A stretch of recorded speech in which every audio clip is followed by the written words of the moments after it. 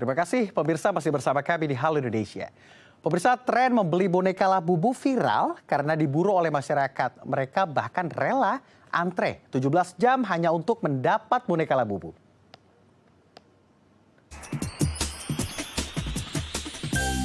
Tren boneka Labubu mulai dirasakan oleh masyarakat Indonesia. Mereka berusaha untuk mendapatkan produk keluaran Popmart ini hingga rela mengantri sampai 17 jam. Padahal, boneka yang digunakan oleh bintang K-pop Lisa Blackpink ini hanya tersedia di salah satu bilangan pusat perbelanjaan di Jakarta Selatan. Masyarakat Indonesia merasa fear of missing out atau yang biasa dikenal FOMO jika tidak mendapatkan boneka Labubu ini. Memiliki bentuk yang unik, boneka mini ini merupakan karya dari Kasinglung dan dinilai memiliki gaya seni imajinatif. Meski memiliki harga yang cukup tinggi, anak muda di beberapa negara berusaha keras untuk mendapatkannya. Pemirsa, dan kita akan membahasnya langsung bersama Amanda Nur Cahaya selaku psikolog. Kita akan sapa langsung. Selamat siang Mbak Amanda. Halo, selamat siang Mas. Sehat Mbak? Sehat, insya Allah. Alhamdulillah. Mbak, ini kalau melihat fenomena ini, saya melihatnya masyarakat sudah tidak menilai lagi nilai komoditi, tapi melihatnya adalah tanda-tanda atau simbol-simbol yang ditampilkan dari seseorang, sehingga ini menciptakan fenomena-fenomena baru seperti fear of missing out begitu ya, di mana masyarakat ini ketakutan kehilangan momentum, ketakutan kehilangan tren. Kalau Anda sendiri melihatnya bagaimana dari sisi psikologi? Iya, betul Mas. Terima kasih. Jadi, boneka Labubu ini kan sebenarnya udah muncul sejak 2015 ya. Yeah. Terus kemudian menjadi booming karena adanya icon public figure yang menggunakan Lisa Blackpink. Jadi di sini mencerminkan ada konsep social proof ya. Dimana kalau konsep social proof ini berarti individu mengikuti perilaku orang lain karena menganggapnya sebagai validasi atas tindakan mereka sendiri. Nah, dalam konteks ini, popularitas boneka Labubu itu meningkat karena dipakai oleh public figure. Jadi dianggap sebagai panutannya mereka, figurnya kan. Yang kemudian menunjukkan betapa kuatnya pengaruh dari selebritas atau public figure ini dalam membentuk persepsi publik tentang nilai suatu barang.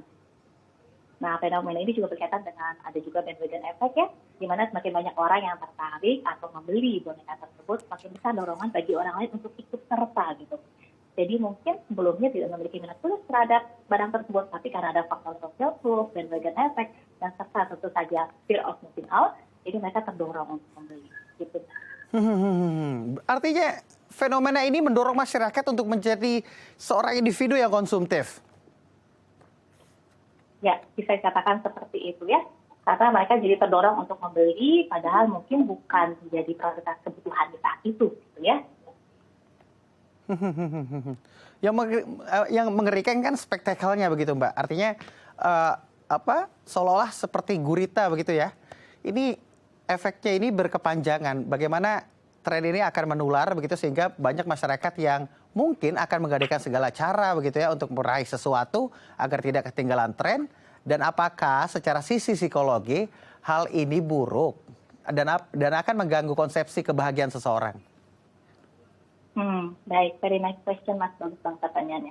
Jadi kalau terkait FOMO itu sendiri, itu fenomena psikologis, di mana seseorang merasa cemas atau takut ketinggalan pengalaman yang dianggap menarik oleh orang lain. Okay. Ini berakar pada teori perbandingan sosial, di mana dikemukakan oleh Leon Festinger. Jadi individu itu cenderung membandingkan diri mereka dengan orang lain sebagai cara untuk menilai prestasi dan kepuasan diri. Jadi dalam konteks boneka ini, seseorang melihat orang lain berhasil mendapatkan boneka tersebut. Jadi mereka merasa kehilangan kesempatan untuk memiliki pengalaman yang sama. Bisa memicu kecemasan karena mereka merasa tertinggal melakukan sesuatu yang penting atau bernilai di dalam komunitas mereka. Secara psikologi, siapa yang bertanggung jawab membentuk sebuah karakteristik atau sikap seperti ini atau nilai-nilai seperti ini? Apakah style dalam parenting juga memiliki peran? Baik, menarik sekali ya. Jadi pada dasarnya semua ini kembali kepada bagaimana kita proses regulasi diri. Tentu saja faktor parenting juga mempengaruhi dalam faktor kepribadian, terutama pada 5 tahun pertama. Tapi balik lagi itu sebagai fondasi yang kemudian dipengaruhi oleh interaksi kita dengan lingkungan. Seberapa bahwa kuat kita membentuk interaksi diri kita dan kepribadian diri kita. Jadi bisa jadi ada pengaruh parenting, bisa jadi juga lebih banyak pengaruh kita sendiri kepada lingkungan. Saya ingin bertanya, bergesernya nilai konsumsi begitu ya. Kita kan mengkonsumsi kalau era modern mungkin ya kita berpikir kita membeli baju ya untuk menutup aurat begitu ya. Kita membeli makanan ya ketika kita membutuhkan, ketika kita lapar. Tapi di saat ini seolah-olah nilainya ini berubah. Kita membeli baju mungkin ada beberapa simbol atau tanda-tanda yang ingin ditampilkan di sosial. Kalau Anda melihatnya apakah hal ini menjadi fenomena yang juga sedang ramai, ini dikaitkan dengan apa? Kemajuan teknologi sehingga banyak masyarakat yang memiliki standarisasi sosial yang akhirnya bergeser. Baik, terima kasih. Jadi kalau saat ini kalau kita lihat kemudahan teknologi sangat memudahkan kita terhubung dengan media sosial yang bisa saja kita terpengaruh oleh tren yang muncul di dalam media sosial. Nah, konsumsi impulsif seperti ini biasanya memang dipicu oleh FOMO yang bisa menyebabkan nantinya mungkin masalah keuangan jika seseorang terus-menerus mengikuti FOMO ini membeli barang yang hanya untuk mengikuti tren. Ya, tentu saja hal ini dari sisi juga bisa menurunkan kesejahteraan emosional kita sebagai individu. Karena kebahagiaan yang diperoleh hanya mengikuti tren yang cenderung sementara, bukan dari validasi diri sendiri. Jadi kalau ini ada teori juga dari adaptasi hedonisme. Biasanya itu berarti kebahagiaannya diperoleh dari memiliki barang baru yang padahal berkurang seiring waktu gitu ya. Tapi individu merasa bisa sama dengan yang lain karena dia memiliki barang itu juga gitu. Ada kebahagiaan tersendiri begitu ya. Standarisasi di sosial begitu ya, apalagi mendekatkan dengan identitas kelompok yang ngefans pada satu tokoh begitu ya, sehingga apapun yang dilakukan oleh tokohnya, apapun yang dipakai oleh tokohnya ingin ia miliki juga. Apakah ini juga identitas yang ingin ditampilkan oleh individu secara sosial? Baik, jadi ada namanya teori pemuasan sosial, social reinforcement theory, di mana tindakan dan keputusannya diperkuat oleh umpan balik positif dari lingkungannya. Dia akan berperilaku di bagaimana seseorang mungkin memberikan like atau pujian saat dia mendapatkan boneka Labubu tersebut gitu ya. Ini memperkuat dorongan individu untuk mendorong tren tersebut supaya mereka mendapatkan validasi sosial yang serupa. Jadi media sosialnya justru menciptakan rasa urgency yang meningkatkan reinforcement yang untuk menguatkan social reinforcement tersebut gitu. Bukan dari faktor dianya sendiri. Kalau dalam psikologi sendiri, apakah gaya hidup konsumtif yang berangkat dari FOMO ini akan melahirkan hal yang negatif? Tadi kan bisa disebutkan kecemasan segala macam. Tapi ada mengkaitkannya dengan nilai-nilai korupsi begitu. Karena dianggap suka memaksakan kehendak begitu. Sehingga banyak yang mengait-kaitkannya dengan hal ini gitu. Setuju nggak Mbak? Iya, jadi sebenarnya sih kalau dari FOMO-nya ini sendiri kan dia merasa cemas, takut ketinggalan pengalamannya, experience-nya dibanding orang-orang lain yang sudah mengikuti. Jadi dia bisa merasa ketinggalan dibanding yang lain. Dia timbul kecemasan itu. Tapi kalau dihubungkan dengan kecemasan dengan korupsi itu sendiri dan uangnya itu sendiri, balik lagi. Memang bagaimana bijaknya dia konsumtifnya ya dan belanjanya untuk menjaga balancing pemasukan dan pengeluarannya. Tentu kan ini berangkat dari rasa dasar manusia mungkin yang menjadi makhluk sosial agar diterima di lingkungan sosial. Bagaimana akhirnya FOMO ini banyak dilakukan oleh masyarakat saat ini karena kemajuan teknologi begitu. Apakah ini secara alamiah timbul? Apakah lingkungan juga yang berpengaruh membentuk sebuah karakter ini? Iya, jadi peran media sosial tentu memiliki peran penting khusus untuk fenomena FOMO ini ya. Dengan itu tadi ada teori social reinforcement gitu yang membentuk gimana kita butuh approval dari orang lain terhadap apa yang kita lakukan, itu tentu mempengaruhi Mas. Oke, baik. Usai jeda nanti Mbak Amanda kita akan membahas seperti apa membentuk sebuah karakter anak nih agar tidak FOMO, agar tidak konsumtif karena ternyata efeknya negatif bagi psikologi. Tapi jangan kemana-mana, pemirsa, karena kita akan break terlebih dahulu. Mbak Amanda juga jangan beranjak terlebih dahulu, kita akan break terlebih dahulu. Pemirsa juga jangan kemana-mana, tetap di Halo Indonesia.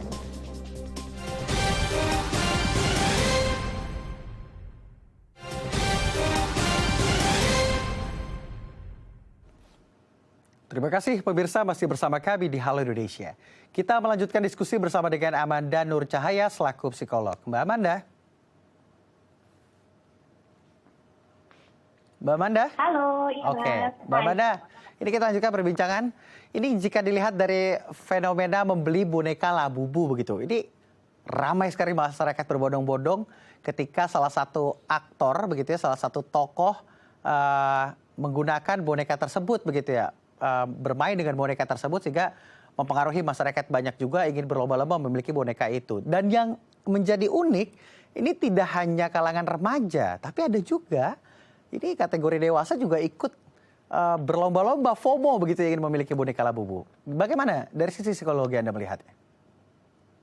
Baik, terima kasih Mas. Betul, jadi kalau kita lihat banyak yang antri sampai dengan 17 jam, itu kebanyakan adalah usia dewasa muda ya, yang mana bukan anak-anak lagi. Jadi kalau dari proses ini memang lebih banyak teorinya dengan FOMO, fear of missing out itu di mana banyak sekali orang dewasa muda yang mungkin memiliki regulasi diri yang rendah dan rentan sehingga mengalami FOMO. Makanya mereka mudah sekali terpengaruh oleh media sosial saat melihat aktris panutannya mungkin memakai produk tersebut, ingin sekali segera memilikinya supaya memiliki pengalaman yang sama, memiliki rasa belonging dengan komunitasnya. Mereka lebih merasa ingin diterima oleh lingkungannya, seperti itu Mas. Jika FOMO itu tidak dituruti begitu ya, apakah itu akan mengarah ke depresi begitu Mbak Amanda? Betul, jadi FOMO itu sendiri kan lebih ke arah kecemasan. Jika itu tidak diikuti, tidak melakukan regulasi diri yang baik, gitu ya, tidak bisa mengontrol dengan baik, tapi dia masih ingin mengikuti, bisa menimbulkan rasa kecemasan, rendah diri, rasa tidak diterima, seperti itu. Sangat memungkinkan. Berarti ini cukup merugikan dan kita harus menanggulanginya. Lalu bagaimana kita menciptakan situasi joy of missing out gitu, sebaliknya dari FOMO? Ya, penting sekali untuk kita memiliki regulasi diri yang baik. Regulasi diri itu bukan hanya tentang mengatur tindakan, strategi, ataupun emosi untuk mencapai tujuan, tapi juga melibatkan bagaimana kita mengamati diri sendiri, mengetahui apa value kita, apa yang kita suka, jadi memiliki keinginan otentik gitu ya, tidak terpengaruh oleh lingkungan. Jadi kita bisa menghindari stimulus yang mungkin justru menghambat produktivitas kita sebagai individu. Jadi penting untuk mengontrol diri dan menguatkan regulasi diri. Ini kan seperti yang tadi disebutkan, ada kaitannya dengan nilai bagaimana manusia ini menjadi makhluk sosial. Lalu bagaimana kalau ini sudah jadi bagian dalam diri kita gitu? Ya, kalau dari teori FOMO ini, sebenarnya kalau kita lihat, kalau banyak lihat di video-video antrian juga ya, banyak juga terlihat wanita ya sayangnya. Jadi memang biasa dalam FOMO ini wanita cenderung lebih mengalami FOMO dibandingkan pria. Karena ada keinginan rasa lebih diterima, masuk ke dalam komunitas, ingin rasa menjadi bagian dari komunitas. Jadi itulah apa bisa juga terlihat banyak dewasa muda yang khususnya wanita yang banyak antri untuk mendapatkan boneka ini. Tren FOMO ini kan dilihat-lihat ini seperti yang juga sebelumnya saya singgung, ini berkaitan dengan kemajuan teknologi khususnya media baru begitu. Artinya butuh ada regulasi khusus juga dalam menggunakan media sosial begitu sehingga dapat membentengi hal-hal diri dari yang disebut FOMO dan mengarah ke konsumtif. Kalau Anda melihat sendiri apakah media sosial memiliki peran penting? Iya, tentu Mas, sangat penting ya. Apalagi dengan sekarang kemudahan teknologi, memudahkan kita di mana saja kita mendapat informasi dari media sosial. Tinggal bagaimana cara kita bijak dalam menggunakan sosial media dan bijak dalam berperilaku terkait dengan apa yang kita lihat di media sosial. Jadi jika merasa media sosial ini sangat mempengaruhi kita sangat buruk, ada waktunya mungkin kita take a break dari sosial media, ya, supaya kita bisa kembali ke reality, bisa kembali ke aktivitas kita sesungguhnya dan ada sedikit membedakan diri gitu ya antara media sosial dan our living life yang sebenarnya sehari-hari seperti apa. Artinya menghindarkan sesuatu hal-hal yang abstrak begitu ya, kita terfokus pada hal-hal yang realistis begitu. Lalu bagaimana pembekalan diri ini juga penting bagi orang tua begitu, artinya membekali diri kepada anak-anak agar anak-anak tidak memiliki karakteristik seperti ini, Mbak Amanda. Iya, betul. Terima kasih, Mas. Jadi penting untuk kita mengingatkan, khususnya untuk anak-anak muda atau Gen Z yang sekarang banyak mudah sekali mendapatkan teknologi ini atau sosial media untuk lebih reflektif dan bijak dalam menggunakan atau mengikuti tren di media sosial. Karena penting untuk mengevaluasi apakah keinginan kita yang muncul itu berdasarkan dari tren yang kita lihat atau dari diri sendiri gitu ya. Jadi banyak kembali untuk menilai kembali apakah ini untuk diri kita atau untuk validasi sosial gitu. Itu perlu dibedakan supaya kita benar-benar mengetahui dan bertindak sesuai dengan keinginan kita dan diri kita gitu. Bukan karena faktor dari media sosial. Kalau Anda melihat di generasi saat ini, sepenting apa sih Mbak validasi di tengah sosial?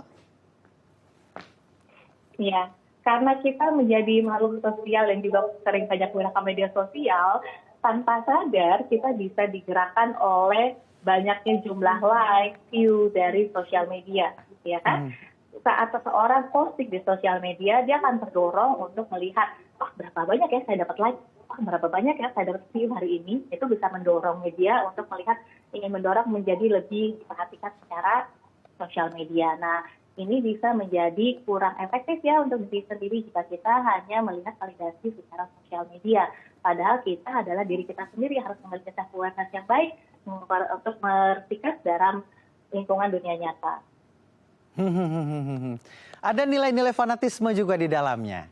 Apakah Anda juga melihat hal ini merupakan salah satu fanatisme? Karena kan ini melihat, ini mengikuti influence-nya begitu, membeli salah satu barang dan berbondong-bondong masyarakat juga membeli salah satu barang berangkat dari rasa sukanya terhadap salah satu tokoh begitu. Iya, kalau ini sih lebih kepada bagaimana dia ingin memiliki apa yang dimiliki oleh aktris yang memang mereka anggap sebagai panutan gitu ya. Nggak cuma di luar negeri, tapi aktris di Indonesia juga beberapa memakainya. Jadi seseorang merasa bahwa ia menjadi mungkin lebih dekat dengan panutannya, mungkin dia bisa memiliki apa yang sama dalam area dari panutannya gitu ya. Could make them feel closer mungkin dengan panutannya, atau merasa dalam lingkungan yang sama dengan panutannya. Mungkin bisa mendorong rasa seperti itu juga bagi orang-orang yang sudah sangat-sangat fans kepada seseorang. Konsumtif ini kan sudah menjadi bagian budaya. Ini menjurus kepada salah satu faktor di mana banyak masyarakat yang juga berpatok pada public figure, tokoh-tokoh yang seperti tadi Mbak sebutkan. Lalu mengapa sih setiap individu ini ingin menciptakan realita yang sama yang juga ingin ditampilkan di lingkungan sosial dengan yang tadi disebut influence-nya, tokoh-tokohnya, public figure-nya menjadi tolak ukur bagi mereka? Iya, karena ada dorongan FOMO itu sendiri ya, fear of missing out, mereka menjadi cemas dan ada tekanan sosial seperti itu. Jadi mereka ingin mengikuti tren yang ada untuk mengurangi stres dan kecemasan tersebut. Karena mereka merasa, oh saya juga bisa kok memiliki itu, saya juga bisa kok beli itu gitu ya.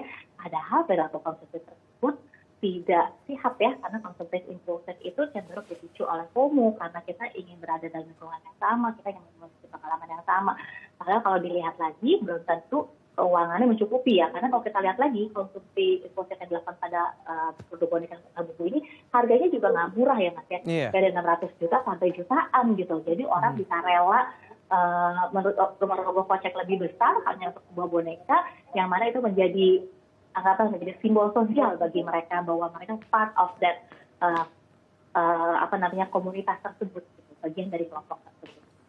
Baik, FOMO yang melahirkan budaya konsumtif. Saya ingin mengutip pesan dari sejarawan Amerika William Leeds mengatakan bahwa ciri utama dari budaya konsumtif merupakan cara untuk mencapai kebahagiaan dengan pemujaan terhadap hal baru, di mana demokratisasi dan nilai uang menjadi ukuran utama dalam masyarakat. Terima kasih Mbak Amanda telah berbagi bersama kami di Halo Indonesia.